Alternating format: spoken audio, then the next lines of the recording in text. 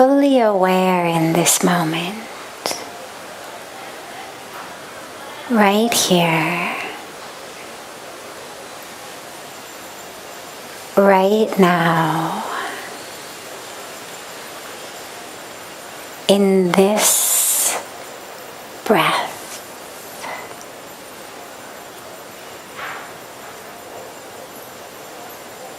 Bring all of your awareness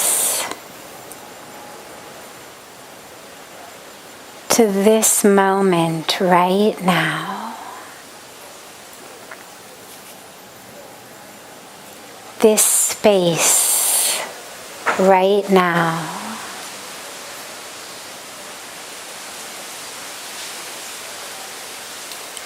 And this breath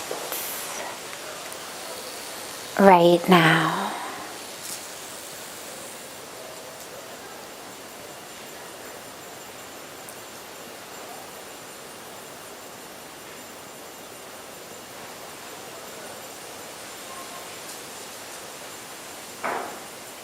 And as this moment becomes the next moment, just allow your awareness to stay fully anchored in each moment of now. Right now, right here.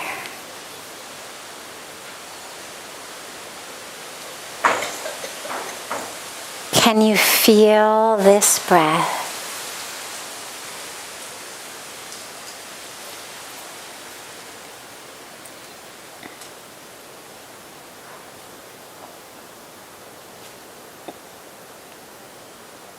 Can you become aware of the beating of your own heart?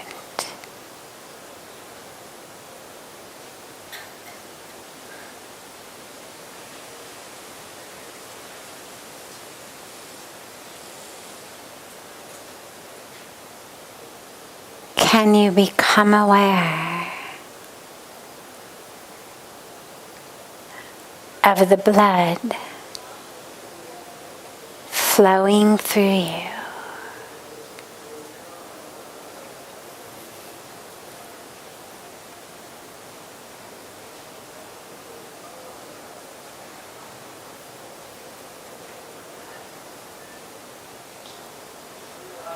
Just allow that awareness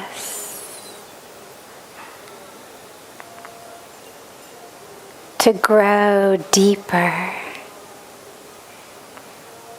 and fuller, such that each moment you are more present and more aware than last moment.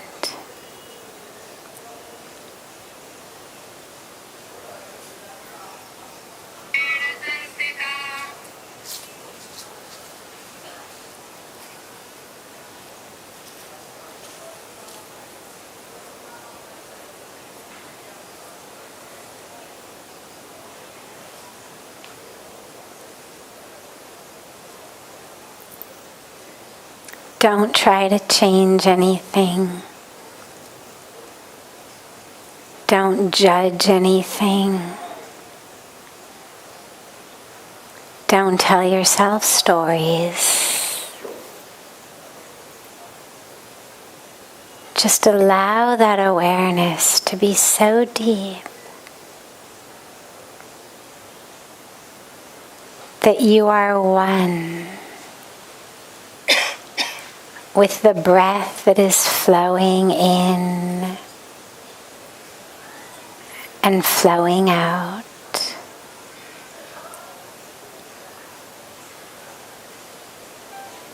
That you are one with the beat of your heart.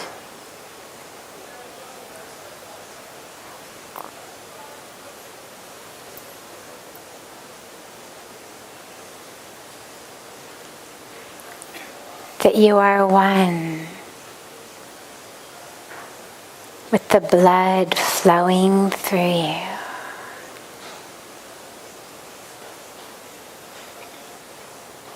See how deep that awareness can go.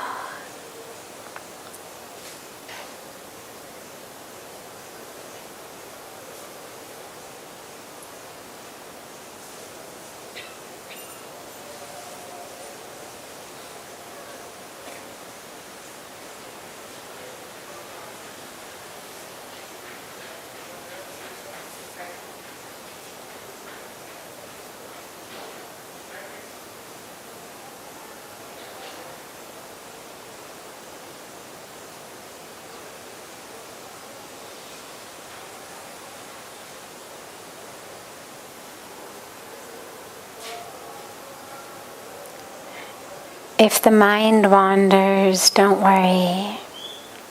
Just bring it back. Just bring it back to this very moment, this very breath.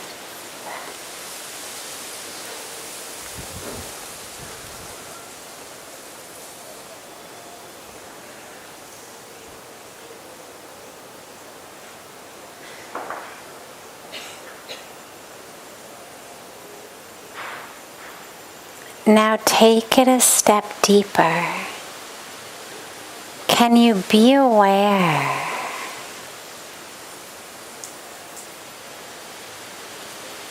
of that aspect of you which is not the physical heart beating, not the physical blood flowing, not the physical oxygen and carbon dioxide being exchanged in the breath, but rather can you become aware of that place within you, that state within you that is unchanging, that is simply noticing everything else change, but that itself is unchanging. Just pure awareness.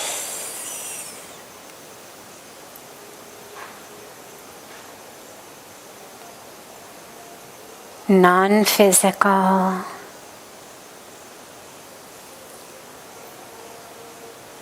non-changing, just that constant, eternal sense within you.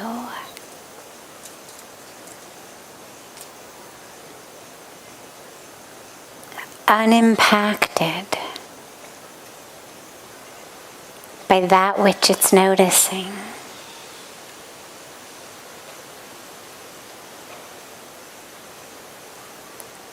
That just simply is.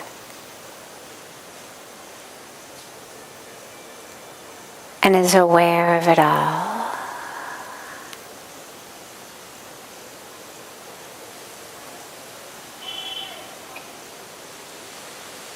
Can you drop into that?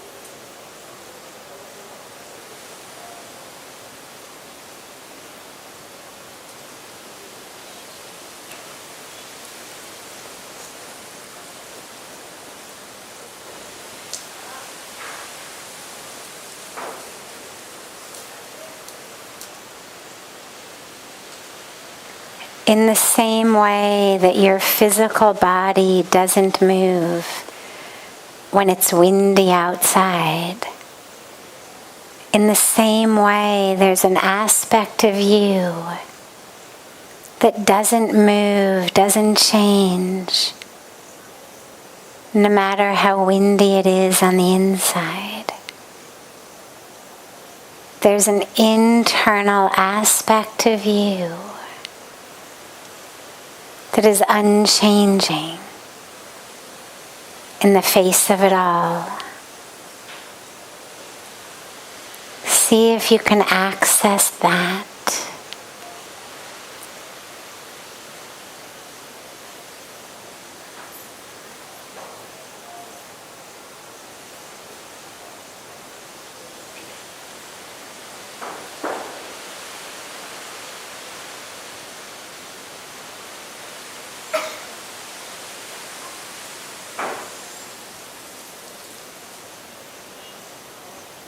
Just notice who is aware.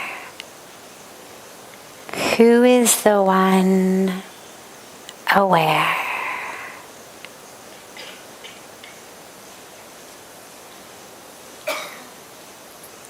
And anchor yourself in that.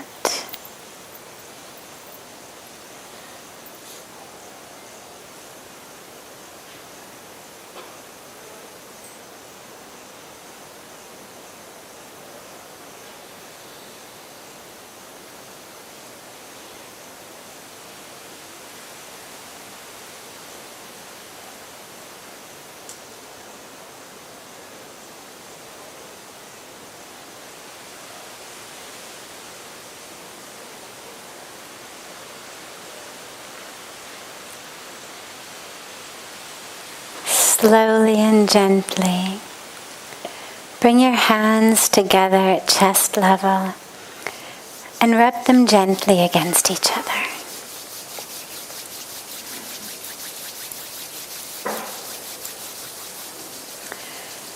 Press the palms of your hands into your closed eyes.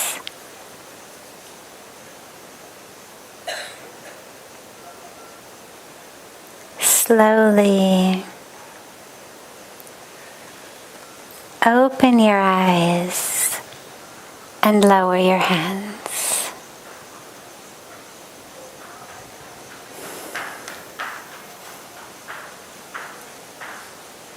Welcome to Satsang. It's so beautiful to be together with you all.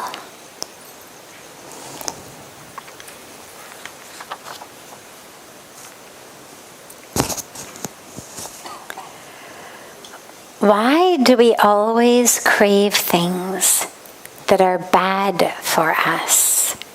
Even with all of the really good for us options out there, why do we crave that which is bad for us?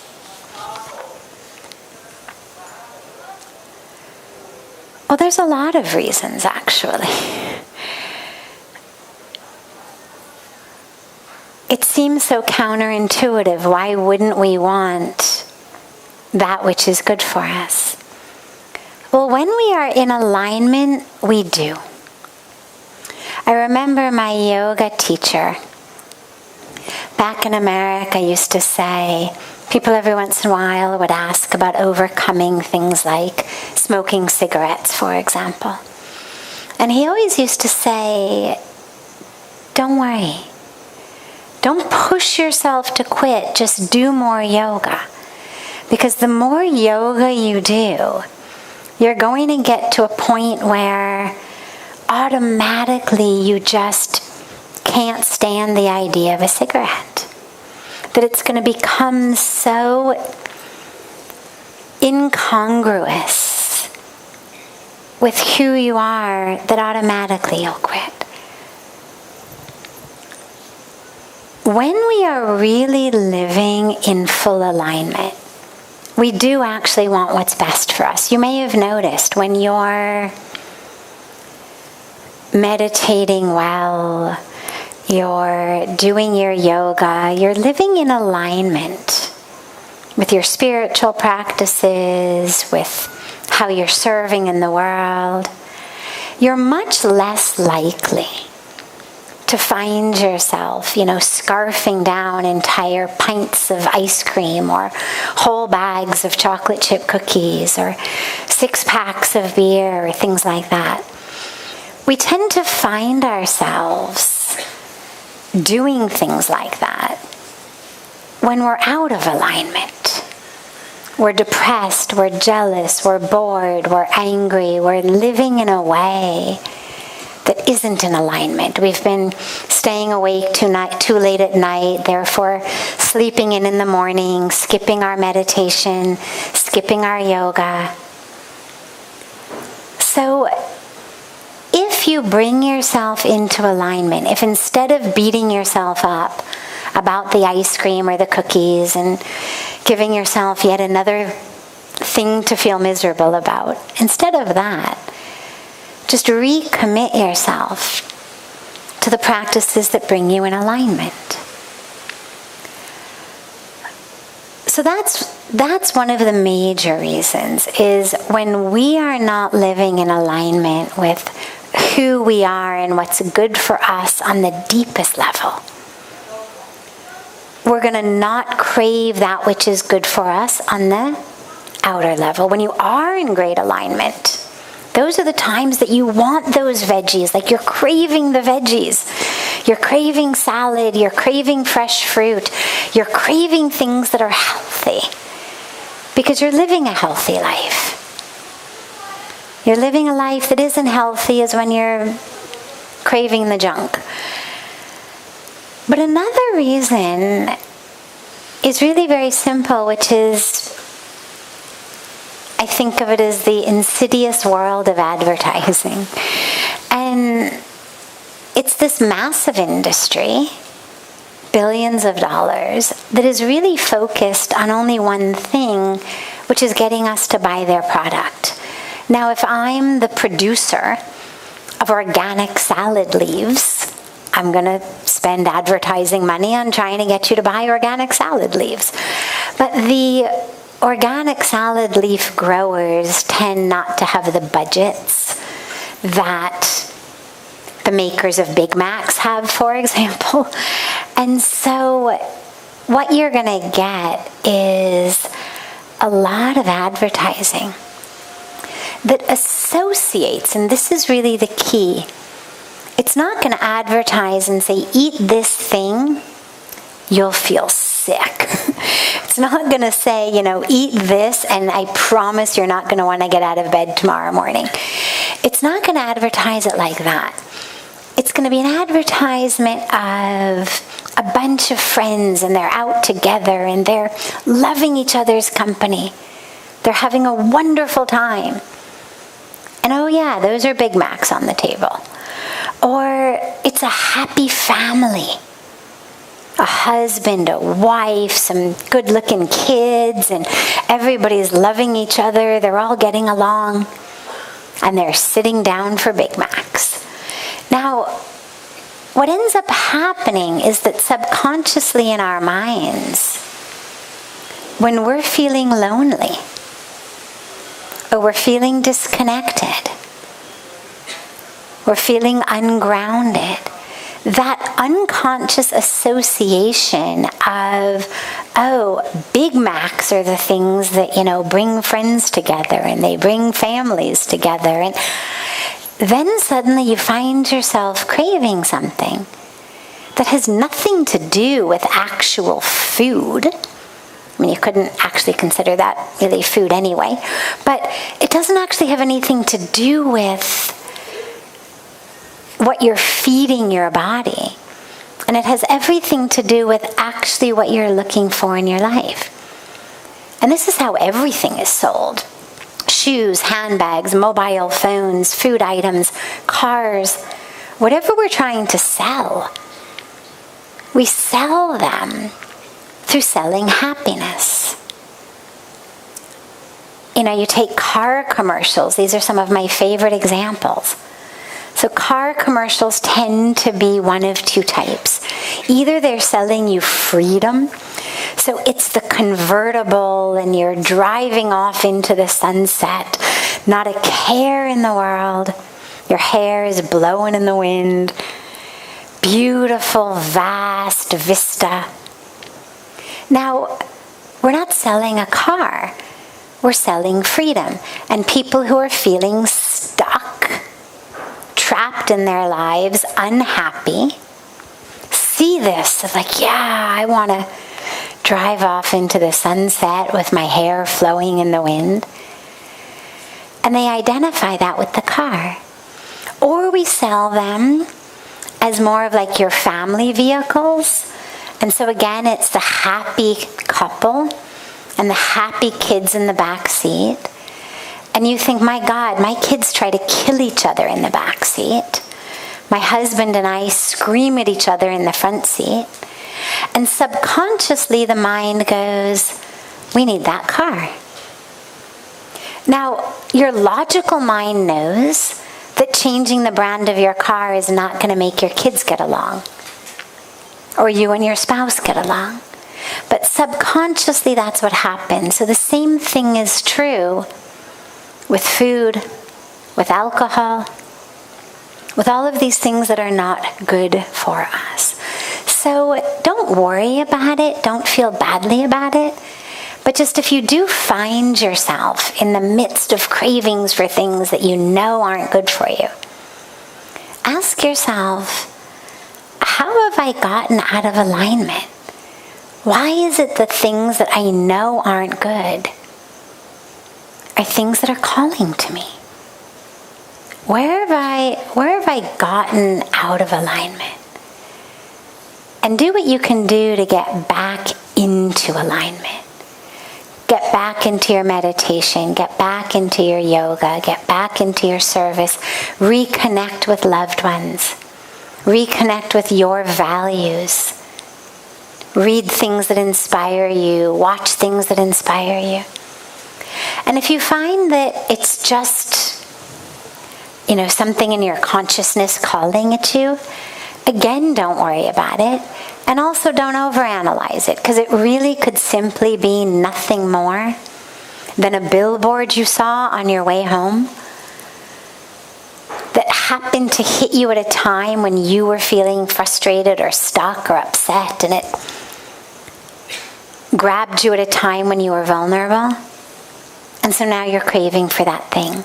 But always ask yourself, what do I really want in this moment? What do I think I'm going to get through this ice cream, through the Big Mac, through the pizza, through the six-pack, through whatever it is that I'm craving? Actually, what am I looking for? Certainly not a stomach ache, certainly not a hangover.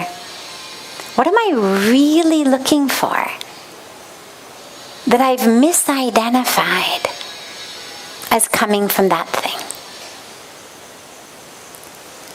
And then, of course, the last piece being that, sometimes you're just in the mood for a piece of pizza or a bowl of hopefully vegan ice cream. And again, don't overanalyze it. It's okay. Nothing wrong with it. If that's really all it is, for whatever reason, have a bowl of the ice cream. Have a piece of pizza. There's nothing wrong with it or you. As long as that's all it was. It was just a one-time quick thing. It came, have it. It's okay. Try to avoid the six-pack and the Big Mac. But if it's just, if it's just some pizza, some chocolate, whatever it may be, don't be too hard on yourself. It may just be a simple, unconscious association when you were young. Mom gave you this, Dad gave you that. Maybe it's the only way you know how to self-nourish. A lot of us, tragically, we're actually raised unconsciously to believe that, guess what? Food is love. It's how a lot of us were parented in different ways. And so a lot of us associate it with that. So many parents all over the world, in doing their best, in loving their family, what do? They feed them. Oh, I love you so much, I've baked you cupcakes. I love you so much, here's some gulab jamuns. I love you so much, oh, you have to have just one more because I made it for you and I love you. And so we grow up associating a really overfull, stuffed stomach with knowing that we're loved. And that's a hard pattern to break as we get older.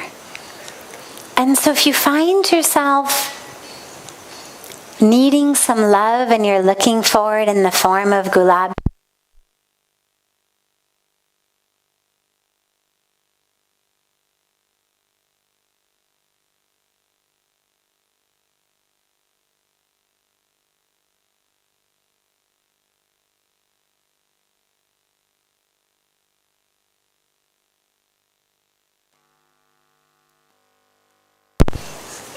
see whether there's a way that you can find the real love you're looking for, the real nourishing, nurturing that you're looking for, rather than just the stuffed stomach. But through it all, don't feel badly, don't judge yourself. There's so much that we're already feeling like we don't do quite right. And food becomes one of them. So go lightly on yourself, go easily on yourself. Do that which is healthy for you. But what's most important, honestly, and I'm a big payer of attention to food and to what's healthy and to research on what's healthy. And what all of the research shows is that actually more important than what goes in your body is how you feel about it. As big of a fan of green shakes as I am, the truth of the actual research is that in terms of the long-term health benefits on your body, you are much worse off drinking a green shake while you're angry than you are eating a piece of pizza while you're happy.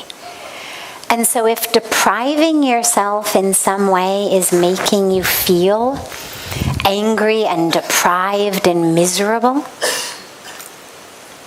you're not actually benefiting yourself,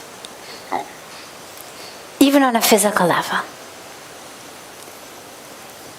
What's important is that our mind is peaceful and joyful. And ideally, yes, we find joy feeding ourselves things that are healthy for us. But if that's making you angry,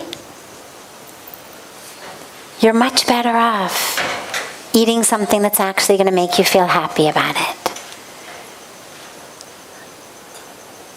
Because that happiness is doing a lot more for your body than all of the green shakes ever would. So get in alignment, and then you'll find that what's good for you is what makes you happy. But at other times, it's okay. We all have different ways of nourishing and nurturing ourselves, and so just make sure that you are taking care of not just your waistline, but your heart.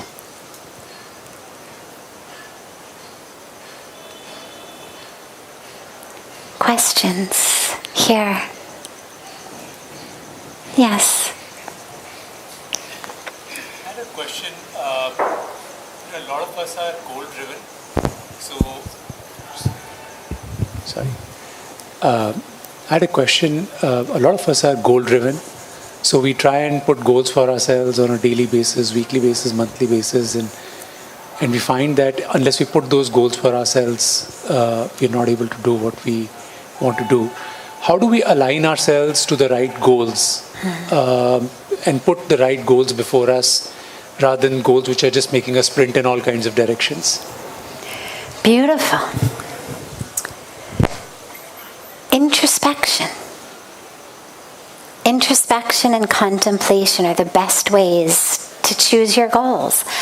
And I would begin any goal-setting activity with one very simple question. Let's say I'm setting a goal a month from now, or I'm setting a goal for a year from now. Before you even think about the goal, ask yourself one very simple question. How do I want to be 1 month from now? How do I want to be 1 year from now? If I had a magic wand and I could compress time in such a way that I didn't even have to do the work, didn't have to set the goal, didn't have to do the work, I could just magic wand that, what would it be? So we were just talking about, food. Well, so a goal might be, I would like to be healthy. Or if you say, 6 months from now, I would like to have a healthy body. Okay. Well, then the goals are clear. What is it in your body that's currently unhealthy? And you set goals accordingly. I'd like my cholesterol to come down to normal. I'd like to lose some weight if I'm overweight. But on other levels, it's so easy to set goals based on what society says we should want. As though somehow the highest goal that we should all strive for is more money, more success on that level, more power. And so people run after that. But if you're really honest with yourself, ask yourself, what do I really want? And if you don't know, a good way to check in is to say, well, over all the years of my life, what have been my happiest moments? What have been the moments that have felt the most satisfying, the most deeply enriching, the most full and fulfilled moments of my life? Chances are they weren't shopping trips. Chances are they weren't new purchases or deposits into your bank account. They're going to be times that you made a difference in someone else's life. Times that you deeply shared and connected with another being. Times that you connected with the divine. Times that you experientially understood your true self, that you felt it. Times that you felt at oneness with others, with the universe, with nature, with God. And so, using just a purely scientific way, find out from yourself what actually gives me deep fulfillment. What gives me deep joy? And then ask yourself, how can I have more of that? So for example, if you're like most people in the world, you are running after making more money, which means that you are spending lots of long hours in the office. Maybe you've got a long commute also. But when you ask yourself what the most meaningful times of your life are, they're going to be, for example, playing with your kids. And yet, you've made a decision to have a job that's 2 hours away because you make an extra a few hundred or a few $1,000s a month at that job. But now you leave home while the kids are still asleep and you come home after they're asleep. So you've made a decision in alignment with a goal that isn't even in alignment with actually what you want in your life. And so when you go to set goals, before you do that, really ask yourself, what brings me deep meaning? And when I say joy, I don't mean, I like to go to parties. Not the type of joy that wears off right away. Not the, I like comedy movies. But the deep joy. The lasting joy. The joy on a soul level. That's not, I was enjoying the movie till my Coke spilled in my lap, now I'm no longer enjoying the movie. But really deep, heart, soul level. And then set goals that are in alignment with having more of that. And along with that, so that's one list you should make before you set your goals. And the other list you should make is, what are my values? So what brings me joy, meaning, fulfillment? And what are my personal values? What do I believe makes for a right life? What we would call a dharmic life or a yogic life. What are those things? What are my values? For example, do I value generosity? Do I value service? Do I value protection of the environment? Do I value,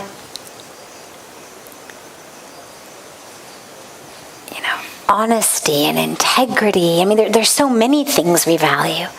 But really ask yourself, what are your core values? If somebody said to you, what are the 10 values or 5 values or 7 values, that if you had to align your life along a set of values so that at the end of your life you could look back and say, yeah, I did it. Whether you die tomorrow or 70 years from now. In such a way, what would be those values so that you would look back on your life and say, yeah, I did it. And then you look at those two lists. What brings you the greatest joy, the greatest, the deepest meaning, fulfillment? And what are your values?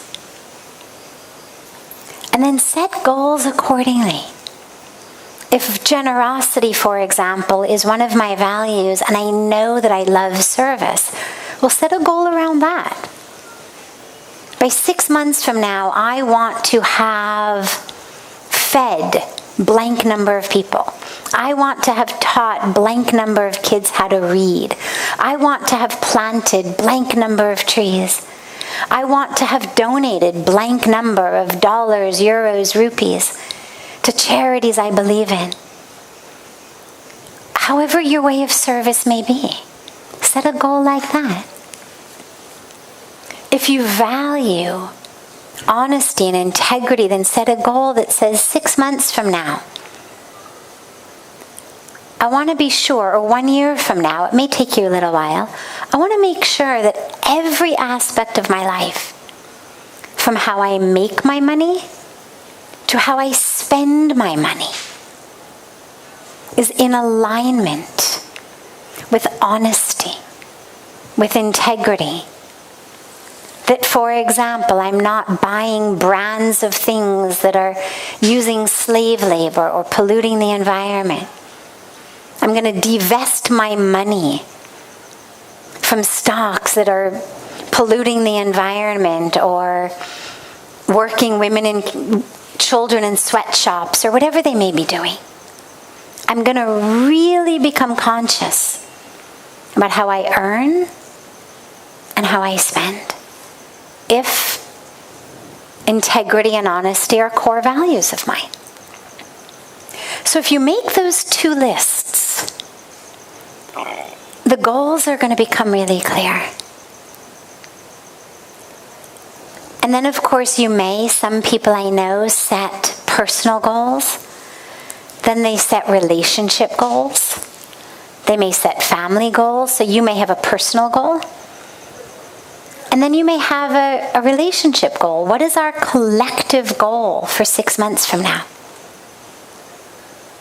Spending time with each other was on both of our lists of the things that fill us with the greatest joy. Can we set a goal that 6 months from now we're going to be spending blank number of hours a day or a week together? Set family goals.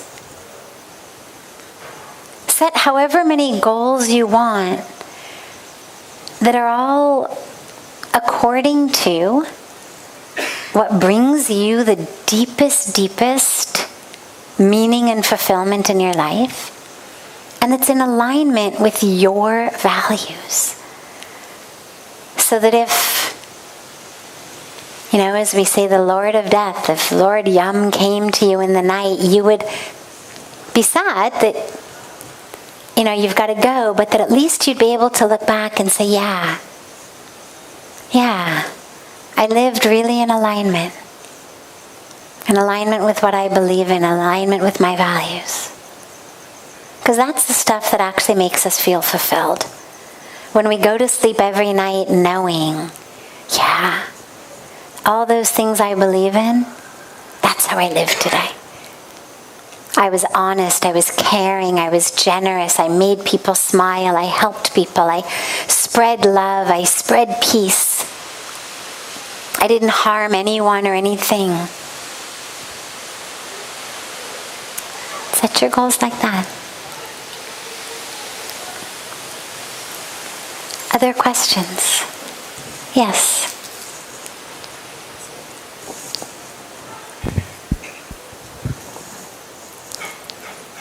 No, okay, no problem. You got yes. Do we all belong, or should we all belong? Beautiful. And should we want to belong? Belong to what? I understand the depth of your question, but I want to see if in your mind, do you have a sense of belong to what? For me, that brings up the idea, at what cost? Because there's things I don't want to belong to, and there's things that I do. But at what cost? Should I want to belong? Okay. And should I prioritize belonging, and at what cost? Great. And I'm glad I had you clarify that. So, we absolutely, in my book, should never sacrifice who we are to belong. Whatever it may be, if it is worthy of belonging to, we will belong in the truth of ourself. If we have to deny the truth of ourself to belong to something,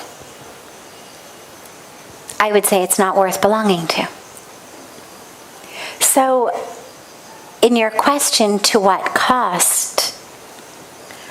I would say to no cost, meaning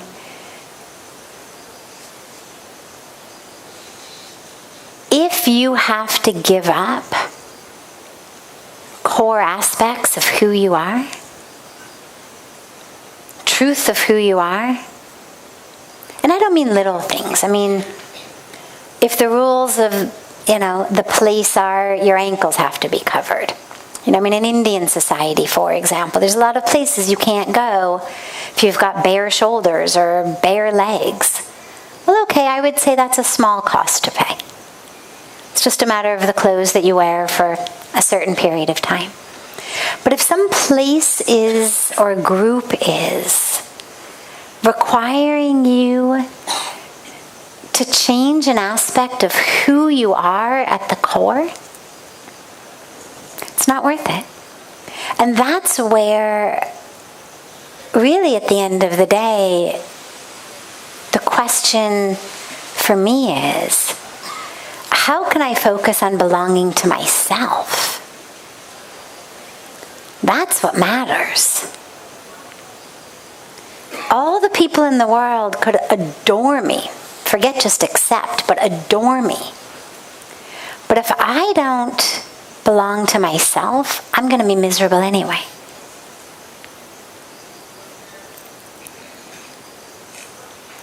Belonging to yourself, loving yourself, accepting yourself, valuing yourself is the most important thing. And when you do, as you say, there's places that you belong already, places you don't. How much should you have to give to belong in the places you don't? I say don't give anything unless, for whatever reason, you've got a specific agenda to want to belong there. But if you've got a sense of belonging in you, and places, people, environments in which you as you are belong, consider yourself very blessed. It's a great blessing. There's a lot of people in the world who don't even have that. Far too many of us waste far too much energy in our life trying to change who we are so we would belong to a group, to a people, to an organization, to a society, to a way of thinking that we don't even really respect anyway.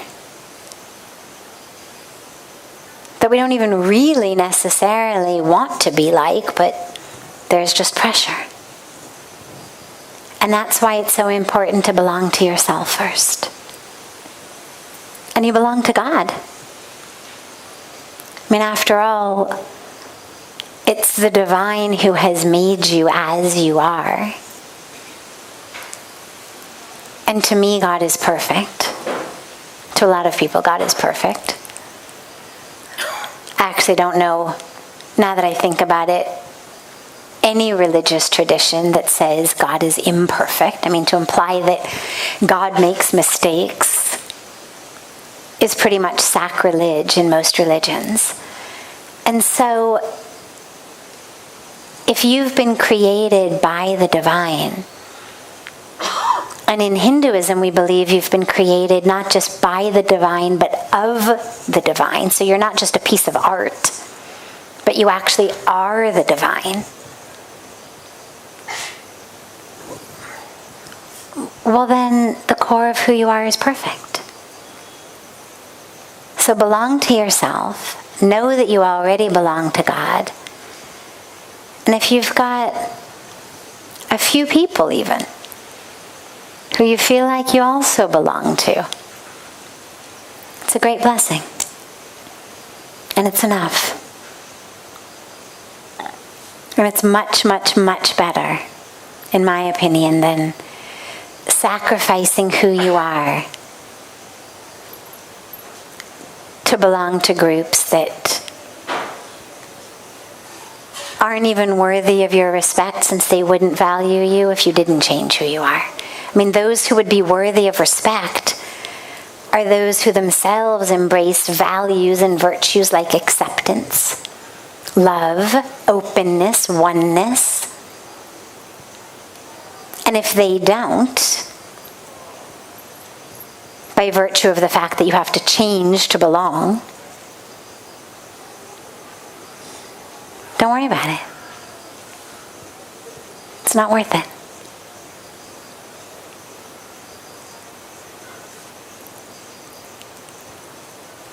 Other questions? Yes.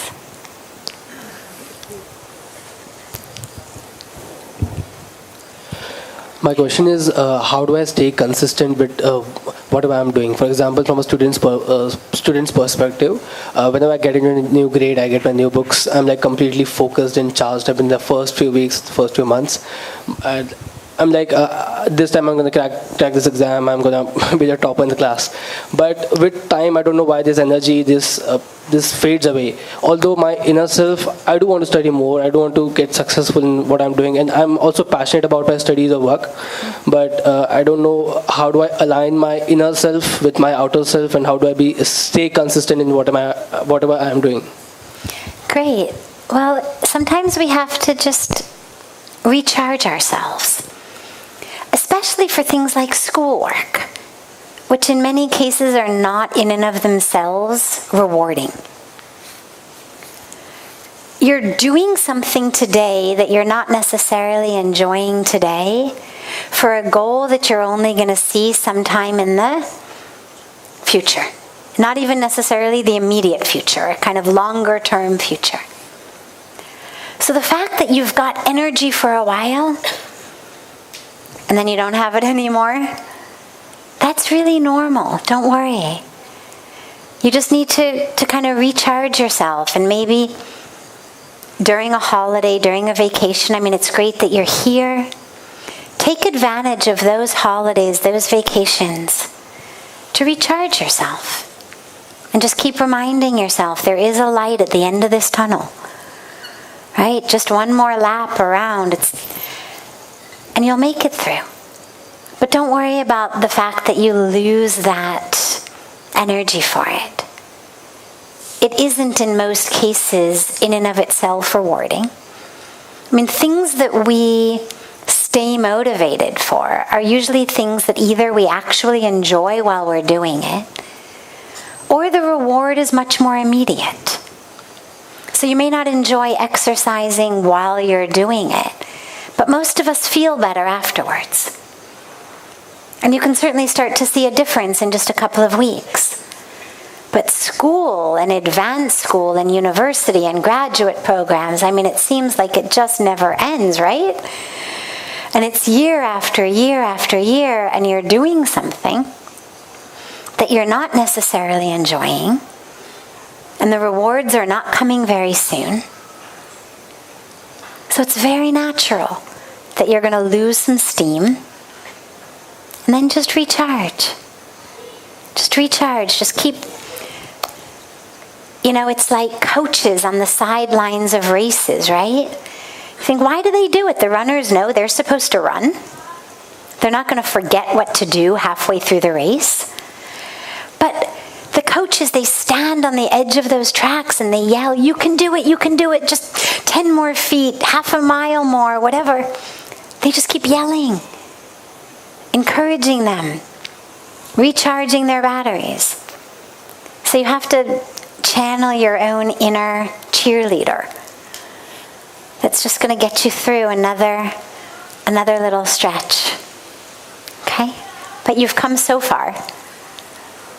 Just get a bit of extra energy from Mother Ganga and go back and finish the race. You'll be glad you did. And you, yes. And we'll take this as our last question. Okay. I ask this question because I cannot find an answer myself, basically. So it's a very personal question. What if you try to align yourself, be a good person as much as you can, and then you face situations like people who are not honest with you, people who mistreat you? Actually, I get angry. I have to be honest. Mm-hmm. It's okay. But is it the right reaction? Maybe it is not, but how to handle this situation where you clearly see that people are mistreating you and are obviously not honest with you? I cannot handle this kind of situation. I didn't find an answer myself. So I ask you, what do you think about that, basically? So, here's the question for you. When you get angry, let's just for a moment say it's neither right nor it's wrong, it's neither good nor it's bad. Let's just look at the futility of it. Let's say someone's dishonest with you. They mistreat you. You get angry. Does it help? Sandeep भैया उनको mic दीजिएगा. Does it help? Are they honest with you now? Sometimes it did. It is incredible to say, but I've seen that there are people who are so bad that if you don't get angry, they continue mistreating you. So I know it is futile. It's not really worthy to get angry. I agree with you, but sometimes I've seen people continue mistreating you till when you don't say stop. Very good point. Okay. That's the point.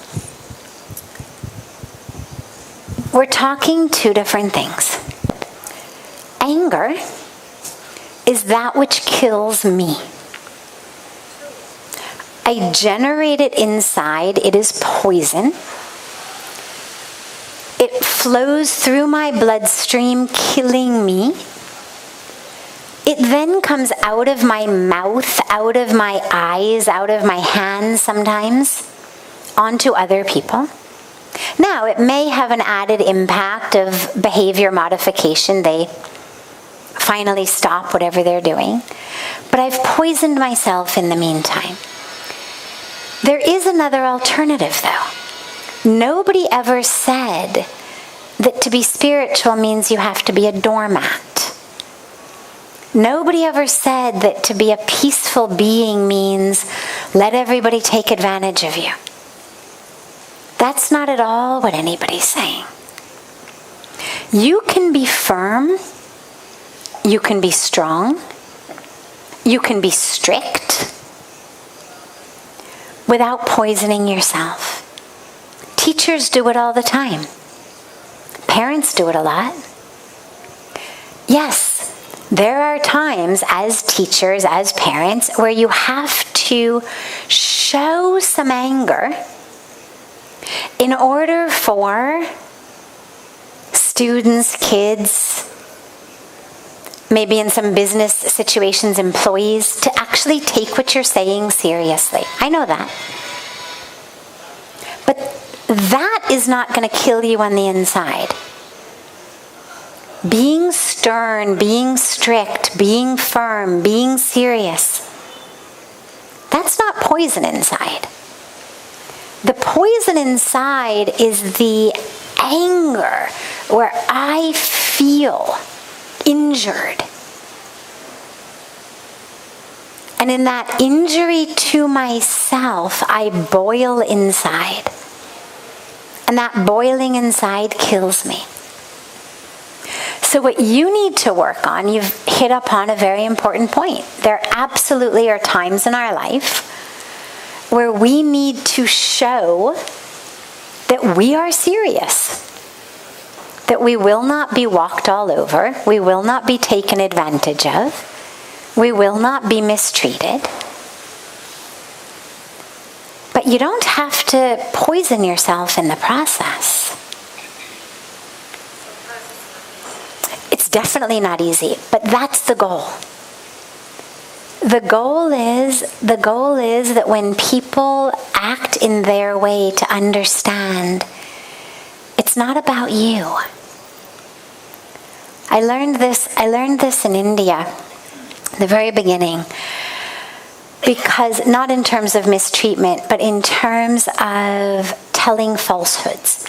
So in the world where I come from, something is either true or it's a lie. I mean, I grew up in a world of kind of truth at all costs. A white lie was a lie. Do not tell them, totally unacceptable. And when I moved to India, I realized that people would say things that were really not true, in my mind, lies. But in their mind, they were doing it just because it was the easy way to do things. And I'll never forget, my favorite example of this was I had called guy in Rishikesh from whom we were doing some computer work, and I needed a cord to connect my printer to the computer. And I say to him, do you have this cord? He says, yes. And I say, great, how long will it take you to bring it over to me? He says, 20 minutes. I say, great. An hour goes by. I call him. He says, I'm just walking out right now. I'm so sorry. Some customers came in.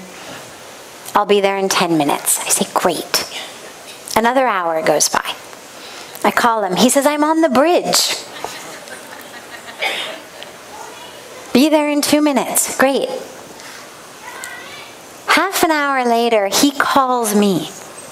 He says, I'm so sorry, I don't have that cord. Would you like me to order it for you? Now, to my very American mind, my initial reaction was, what? Like, where do you even begin here? Right? I mean, how many lies have you told me? Obviously, you weren't walking out of your shop with my cord. You weren't on the bridge with my cord. You've only now started to look for it 3.5 hours later after you've been lying to me all morning. But I realized something very critical in that moment. That if I could get out of myself, if I could stop feeling like it was about me and I was an injured party, and I could realize it actually had nothing to do with me and everything to do with him and the way that he and so many people like him do business and do life in this country, that I could actually smile and laugh and have a good story to share years later and say, yeah, sure, please order it, that would be great. Because it didn't do anybody any good for me to get furious about it. Now, I share that with you because it isn't easy. Every time in those first years that I got, in my mind, lied to, I felt really hurt. I felt angry. I found myself calling people into my office and giving them a really loud piece of my mind about how dare they lie to me. But what I saw in every one of their eyes was, it wasn't about me. They had not intended to hurt me at all. They were not trying to betray me or cheat me in some way. It was just what they had said. And okay, it turned out it wasn't exactly true, but what's the big deal? And that I was only hurting myself. And I share that with you because you have that same choice. When things like this happen, it doesn't mean you have to accept it. You can stop it. You can be firm, you can be strict, you can set up rules. But you don't have to feel like the injured, betrayed, cheated, harmed party that makes you furious and makes you boil inside. Because that's saying it's about you. And the truth is, it's not about you any more than it was about me. It's about them, and it's about the way that these people who are mistreating you live. It's about the way they think. It's about their own confusion and ego and fear and anger. It's not about you. Stop poisoning yourself because of someone else's inability to live in a way of respect, of love, of care, of honesty, of honoring. Set your rules. Set your parameters. Stick by them. Be firm about them. But don't give up your peace and your joy and your inner health because someone else is unskilled in the art of living a human life. in honesty and love. That's their failing. Don't make it your illness. Yeah. Beautiful. Have a wonderful rest of your evenings. A beautiful day to our family from all over the world, joining us through this gift of technology. And so much love to you all.